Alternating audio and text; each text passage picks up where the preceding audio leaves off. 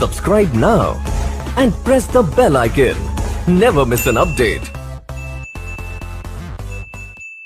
नमस्कार दोस्तों, स्वागत है आपका राष्ट्रीय ब्रांड यूट्यूब चैनल में। अगर आपको वीडियो अच्छी लगती है तो इस वीडियो को लाइक कीजिए, चैनल को सब्सक्राइब कीजिए, बेल आइकन को प्रेस करना ना भूलिएगा ताकि आपको इसी तरह की इंफॉर्मेटिव वीडियोस हर रोज मिलती रहे।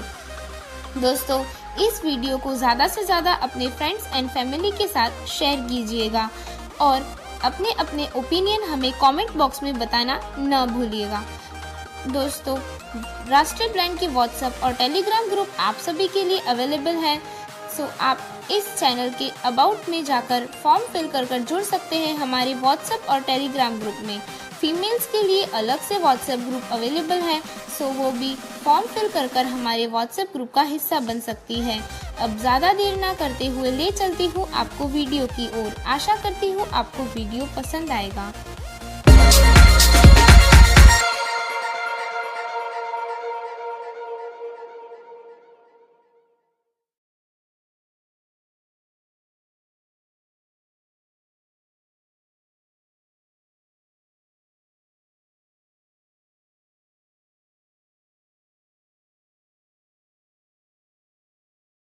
आप सुन रहे हैं स्टोरी टेलिंग प्रतियोगिता 2025। इस प्रतियोगिता का विजेता पूरी तरह से आपकी पसंद और मतदान पर निर्भर है। यदि आप अपने प्रिय प्रतिभागियों को विजयी देखना चाहते हैं तो उनकी वीडियो को लाइक करें और अधिकतर शेयर करें। याद रखें, आपकी सहभागिता ही उनकी सफलता की कुंजी है। तो चलिए बढ़ते हैं आज की बेहतरीन कहानी की ओर।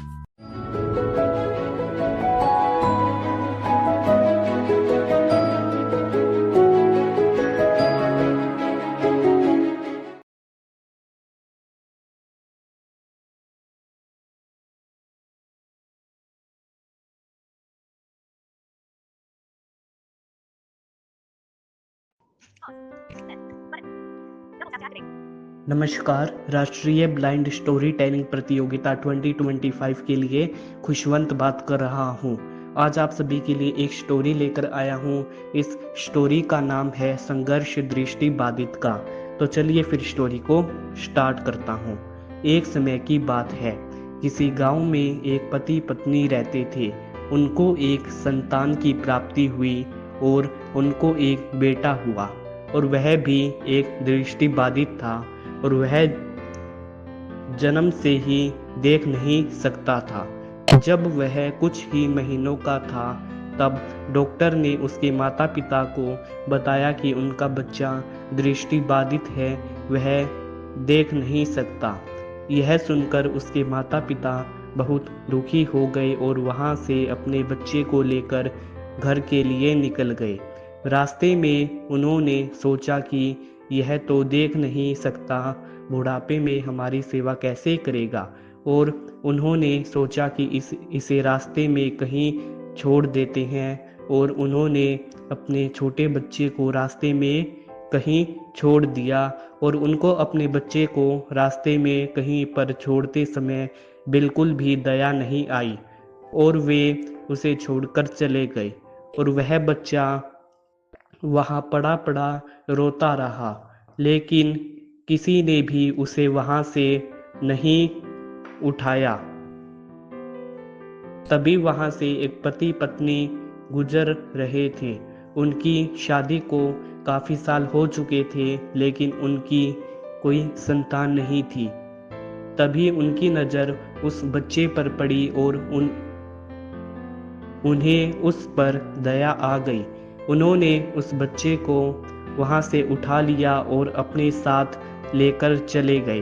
बाद में उन्होंने उसे अपना बच्चा समझकर पालने लगे। कुछ साल बीत गए।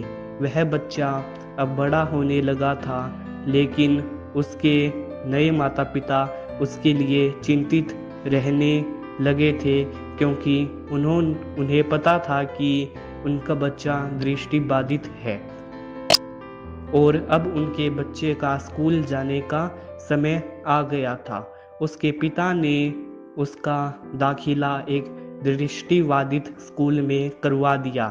12वीं तक तो सब ठीक चलता रहा, लेकिन 12वीं के बाद उसे सामान्य कॉलेज में जाना पड़ा। वहाँ उसे बहुत सी परेशानियों का सामना करना पड़ा। वहाँ के सामान्य बच्चे उसे बहुत परेशान करने लगे। उनको लगता था कि यह तो जिंदगी में कुछ भी नहीं कर पाएगा, लेकिन उसने बहुत मेहनत और संघर्ष से अपना कॉलेज पास किया और नौकरी के लिए आवेदन किया। जब वह नौकरी के लिए इंटरव्यू देने के लिए गया तो वहाँ पर लोगों ने उसका मजाक उड़ाया और कहा कि ये तो अंधा है, कुछ नहीं कर पाएगा।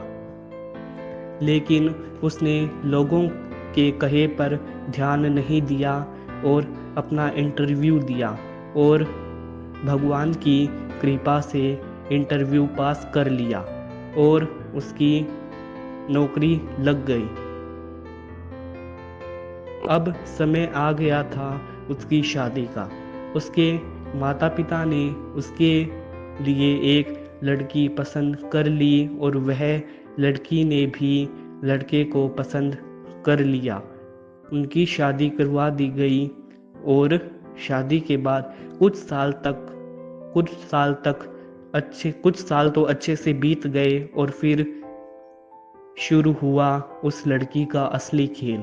उस लड़की की नज़र अपने पति की जमीन जायदाद पर थी और एक दिन धोखे से उस लड़की ने अपने पति से उसकी जमीन जायदाद के पेपर पर दस्तखत करवा लिए और उसे कोई और बहाने से बिना सच्चाई बताए दस्तखत करवाए थे। जैसे ही उसने दस्तखत किए, उस लड़की का असली बर्ताव शुरू हो गया और उसने अपने पति और सास ससुर को घर से निकाल दिया और वह अकेली ही उस घर में रहने लगी और उन तीनों ने एक किराए का घर देखा और किराए के घर में रहने लगे। बाद में उस लड़के ने बहुत मेहनत और संघर्ष करके अपने और अपने माता पिता के लिए खुद का घर खरीदा और बाद में समाज में उस लड़के का बहुत बड़ा नाम हुआ और उसने बहुत तरक्की की।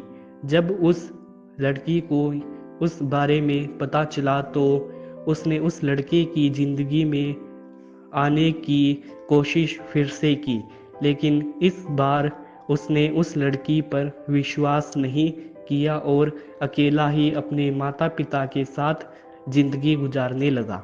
तो यही थी दोस्तों आप सभी के लिए एक दृष्टिबाधित की कहानी। कैसी लगी यह कहानी? आशा करता हूँ यह कहानी आपको अच्छी लगी होगी। धन्यवाद।